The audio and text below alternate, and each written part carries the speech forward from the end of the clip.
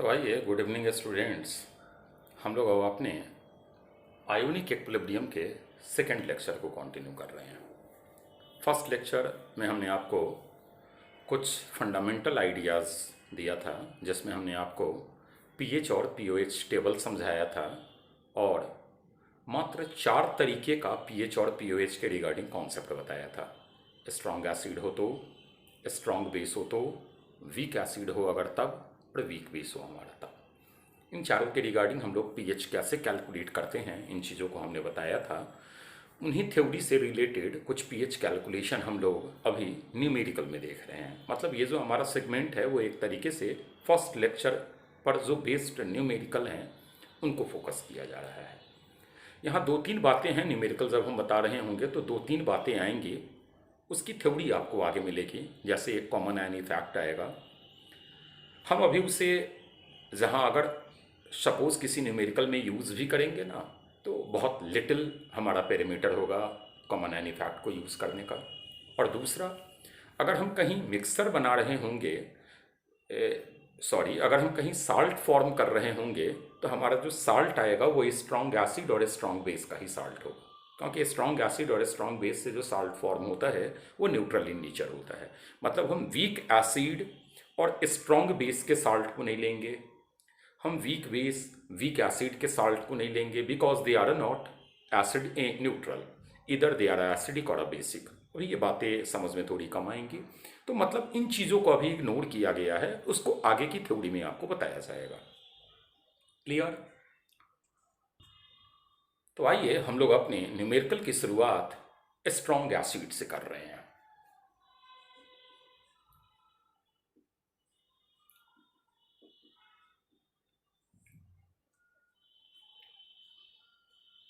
एक हमारे पास प्रॉब्लम आ गया, मान लीजिए एक बच्चा आ गया कि सर हमारे पास 0.001 मोलर है HCl का, ये 1 लीटर पानी में डाला गया है। सर इसकी पीएच कैसे निकालेंगे?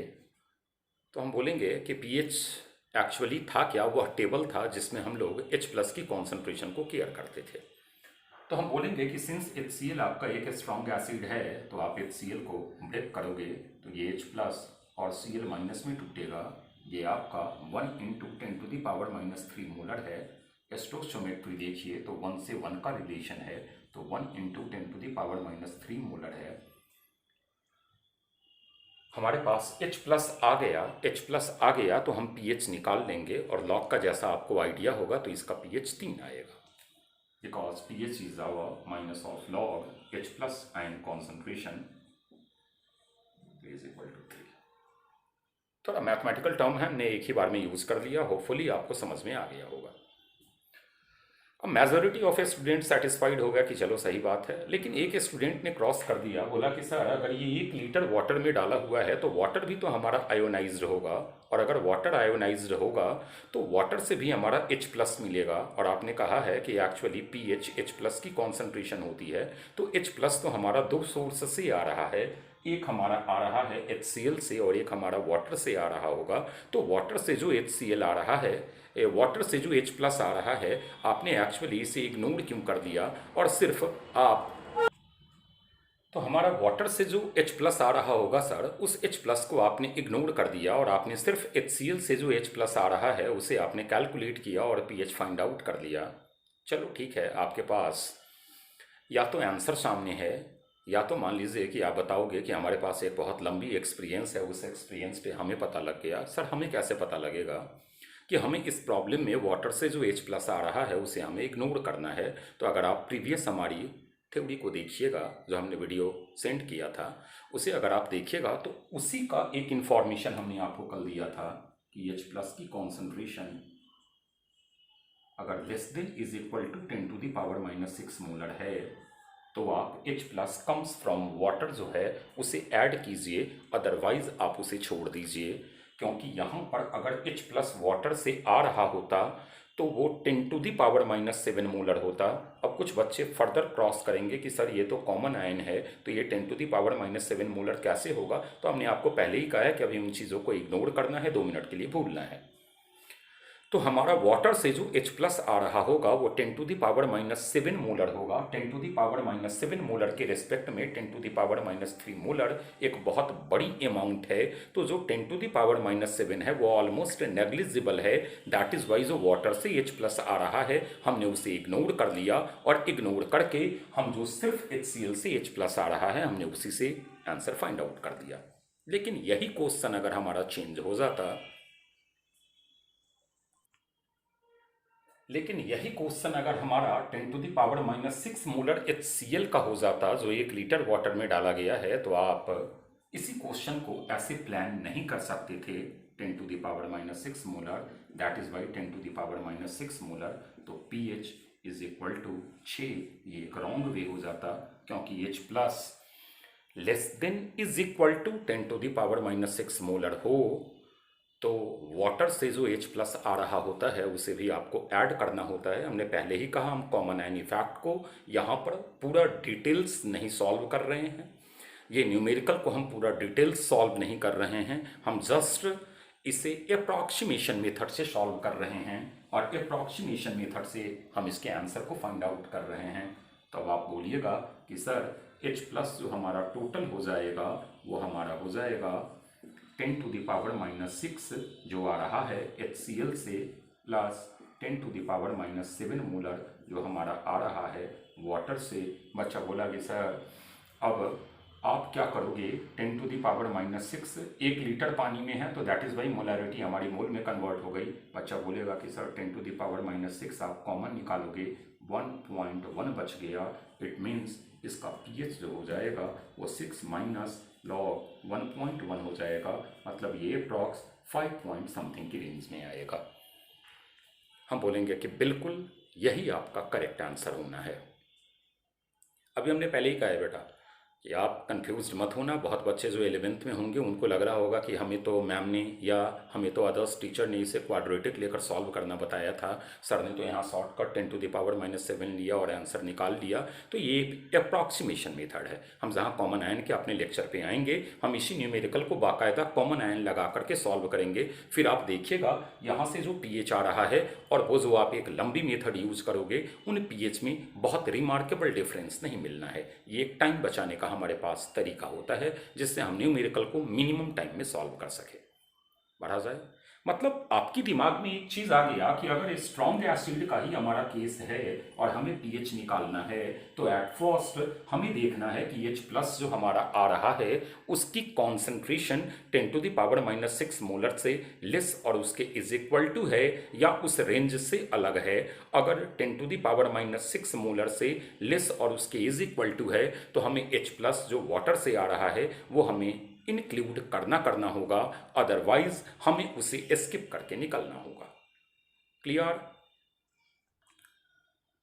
मतलब एक चीज आपके दिमाग में आ गया कि अगर हमारा क्वेश्चन है कि find pH of 2 × 10⁻⁻4 molar HCl और हमारा क्वेश्चन है find pH of 10⁻⁻8 molar HCl, हमारा क्वेश्चन है find pH of 0.05 × 10⁻³ molar H2SO4। तब आपको लग गया होगा कि इन दो न्यूमेरिकल्स की प्लानिंग सेम तरीके से होगी, क्योंकि इसमें H plus comes from water नहीं लेना है, लेकिन ये वाले न्यूमेरिकल अलग तरीके से प्लान किए जाएंगे जिसमें H plus comes from water हमें लेना होगा। बढ़ा जाए, मतलब स्ट्रॉन्ग एसिड में ही हमने कैटेगराइज कर दिया on the basis of concentration of H plus. मान लीजिए हमारा स्ट्रॉन्ग एसिड का ही केस है, दे दिया कि 5 × 10⁻² मोलर या 1 × 10⁻² मोलर हमारा HCl है, इसको डाइल्यूट कर दिया गया है 1000 times. What is in pH?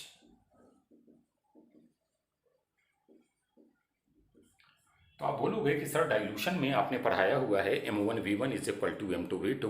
Same solution को एक्चुअली फार्मूला होता है N1V1 = N2V2, लेकिन सेम कंपोनेंट को अगर आप डाइल्यूट कर रहे हो तो उसका इन फैक्टर चेंज नहीं होगा। फिर एक नई बात आ गई, उसका इन फैक्टर चेंज नहीं होगा, दैट इज वाई वो हमारा ऑटोमेटिक M1V1 = M2V2 के बराबर हो जाएगा। तो M1V1 is equal to M2V2, ये हमारा है बिफोर डाइल्यूशन और ये हमारा है आफ्टर डाइल्यूशन। तो आइए, बिफोर डाइल्यूशन मोलैरिटी है 10⁻⁻2 और मान लिया हम वॉल्यूम ले लेते हैं 1 लीटर। वे लीटर भी ले सकते हो, कोई दिक्कत नहीं है। नई मोलैरिटी नहीं पता है इनटू नई वॉल्यूम चली गई है 1000 लीटर, ये हमारा आ गया molarity of HCl is equal to 10⁻⁻5 molar. HCl से जो H प्लस मिलेगा वो भी हमारा 10⁻⁻5 मोलर ही होगा, मतलब वी कैन डायरेक्टली से pH इज इक्वल टू 5। मतलब अगर एक स्ट्रॉन्ग एसिड को आप डाइल्यूट कर रहे हो तो कैसे आप उसका pH फाइंड आउट करोगे, ये भी आपको पता लग गया। हाँ, ये फर्दर हमारा 10⁻⁻6 मोलर आ रहा होता तो हम pH डायरेक्टली फाइंड नहीं करते। सिमिलरली आ जाइए, अगर मान लीजिए हमारे पास स्ट्रॉन्ग बेस है तो फिर आपने दिमाग में रखना है कि OH minus concentration less than is equal to 10⁻⁻6 molar, then OH minus comes from water must be included।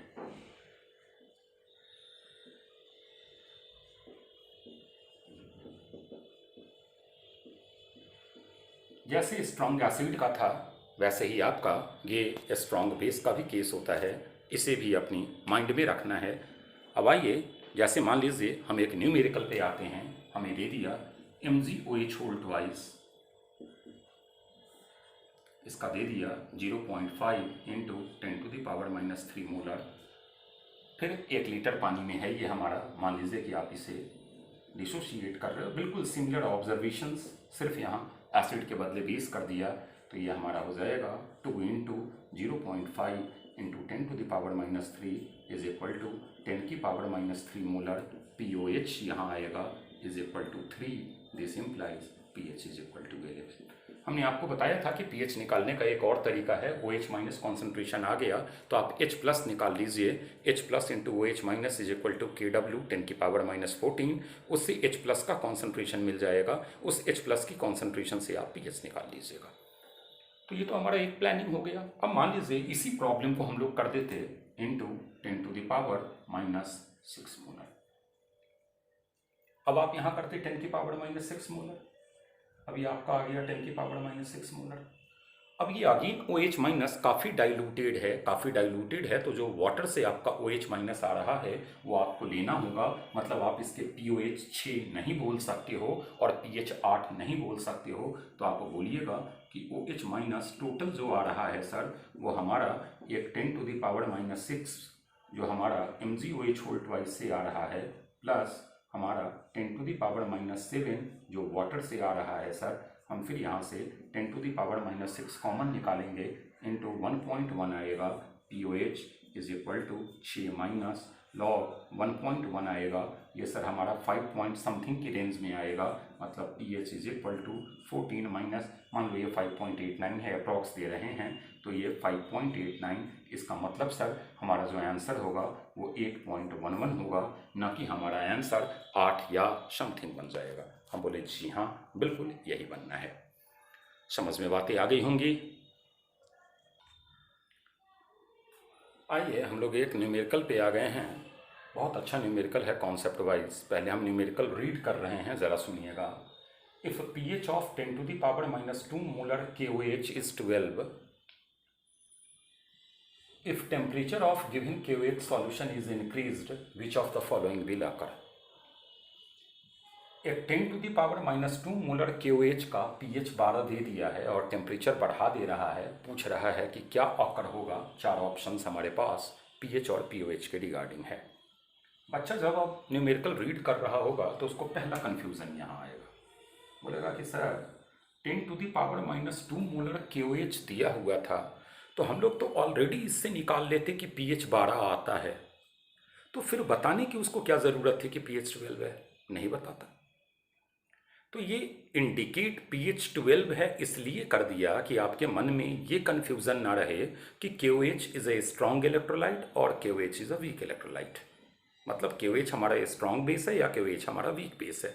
ये 12 तभी आएगा जब KOH हमारा स्ट्रॉन्ग बेस हो। अगर वीक बेस होता तो इसका 12 नहीं आता, जो हमने प्रीवियस वीडियो लेक्चर में आपको बताया हुआ है कि हम वीक और स्ट्रॉन्ग के रिगार्डिंग जब पीएच या पीओएस निकाल रहे होते हैं तो अपनी प्लानिंग को कैसे चेंज करते हैं। तो आ जाइए, पहला बात तो अब हम जरा न्यूमेरिकल हटा रहे हैं। एक चीज कंफर्म हो गया कि KOH स्ट्रॉन्ग इलेक्ट्रोलाइट है। KOH जो है वो हमारा स्ट्रॉन्ग बेस है। अगर स्ट्रॉन्ग बेस है तो ये तो लोअर टेम्परेचर पे ही 100% आयोनाइज्ड हो गया होगा। इसका मतलब है कि टेम्परेचर के इंक्रीज करने से इसके आयोनाइजेशन पर कोई फर्क नहीं पड़ा, माने आयोनाइजेशन अनइफेक्टेड रहा है।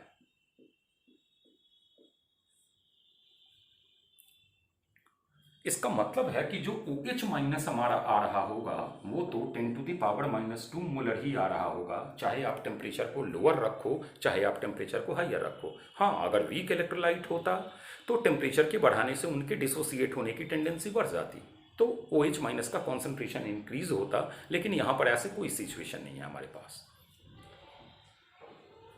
अब एक बात तो पता है कि अगर आप टेम्परेचर को बढ़ा रहे हो तो अब जो पीएच का रेंज जाएगा वो 1 से लेकर के 14 के पीछे ही आएगा, मान लो 12 तक आ गया।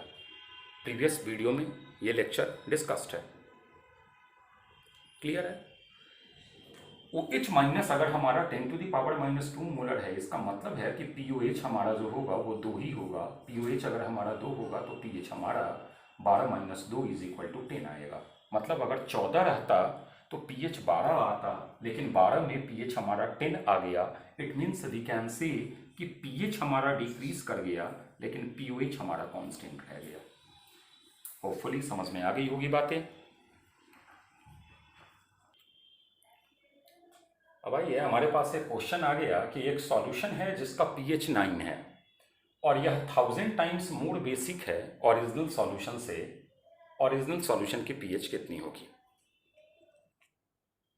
तो चलिए आइए हम लोग ज़रा बना लेते हैं। मान लीजिए कि ये हमारा ओरिजिनल सॉल्यूशन है और ये हमारा न्यू सॉल्यूशन है। इसका पीएच 9 है और यह 1000 टाइम्स मोर बेसिक है, मतलब यह 1000 टाइम्स लेस एसिडिक है।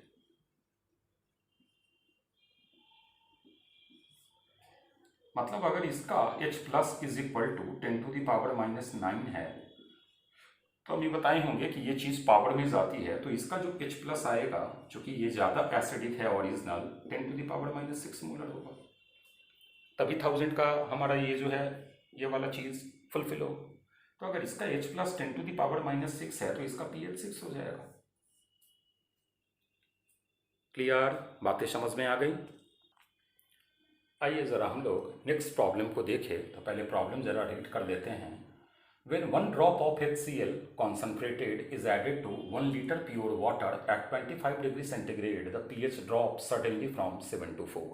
मतलब पहले जब प्योर वाटर था तो वो न्यूट्रल था, pH 7 था, लेकिन आपने पहला ड्रॉप HCl का गिराया तो हमारा pH जो है वो 7 से 4 पे आके रुक गया।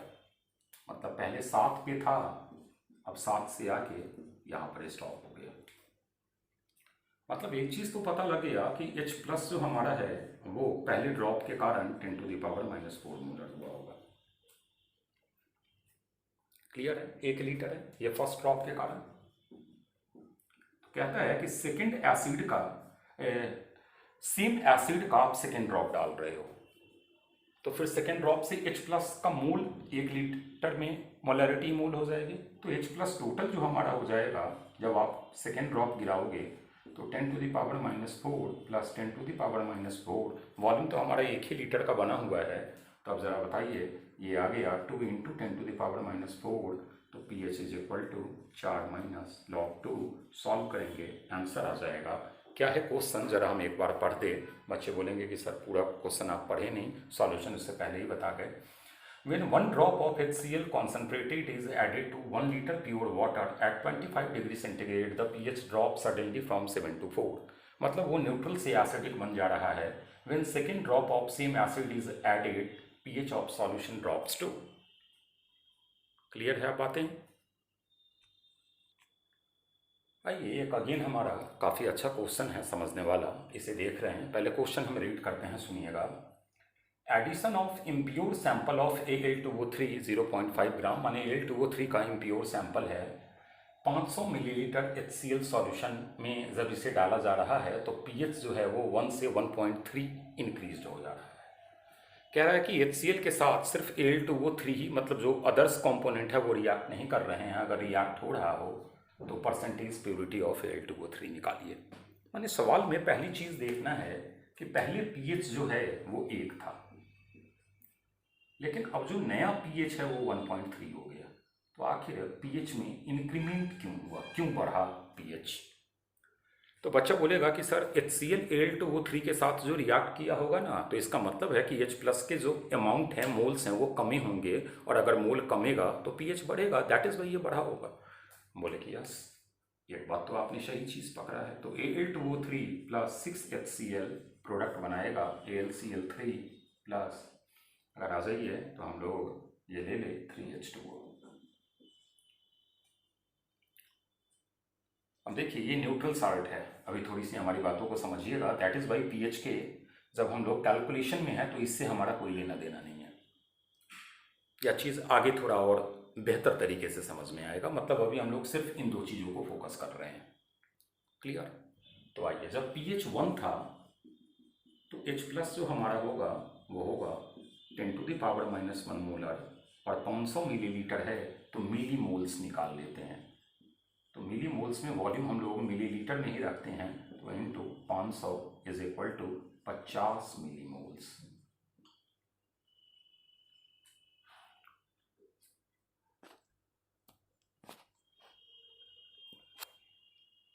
क्लियर है यहाँ तक?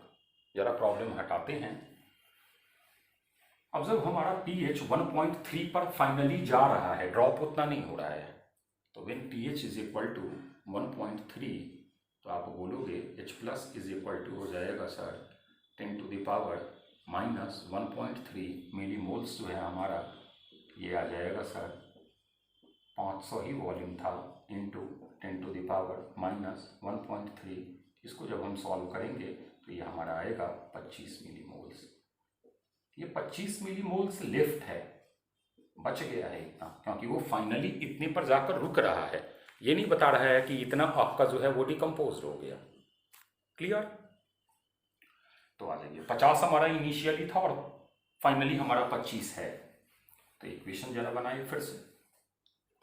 तो हम लोग इक्वेशन बनाएंगे तो Al2O3 प्लस 6HCl प्रोडक्ट देगा twice of AlCl3 plus thrice of H2O। ये हमारा टाइम 0 पर था 50 मिलीमोल्स है, और बच गया हमारा 25 मिलीमोल्स, मतलब सर ये डिकम्पोज हुआ होगा 25 मिलीमोल्स। तो ये जब तक 25 मिलीमोल्स डिकम्पोज हुआ होगा, ये तो हमारा तब तक 25/6 मिलीमोल्स डिकम्पोज हुआ होगा। बातें ही समझ में नहीं आई? तो अब ज़रा बताइए, हमको ये पता लग गया, ये मिलीमोल्स है, सॉरी ये मोल्स हमने दे दिया, मतलब ये हमारा मिलीमोल्स पता लग गया, तो Al2O3 का ग्राम नहीं मिल जाएगा क्या? और वो जो ग्राम आएगा वो प्योर ग्राम होगा। तो प्योर ग्राम ऑफ Al2O3 का मॉलिक्यूलर मास अगर हम लोग निकाल ले तो हमारा प्रॉब्लम बन जाएगा, नहीं बनेगा क्या? तो Al2O3 का मॉलिक्यूलर मास जो है वो 102 होता है, इंटू 25/6 ये मिली मोल्स आया है, इंटू 10⁻⁻3 ये हमारा ग्राम आ गया, ये प्योर ग्राम आया है। इसको जब हम कैलकुलेट कर रहे हैं तो इसकी कैलकुलेशन से जो हमारे पास वैल्यू आ रही है वो 0.425 ग्राम आ रहा है।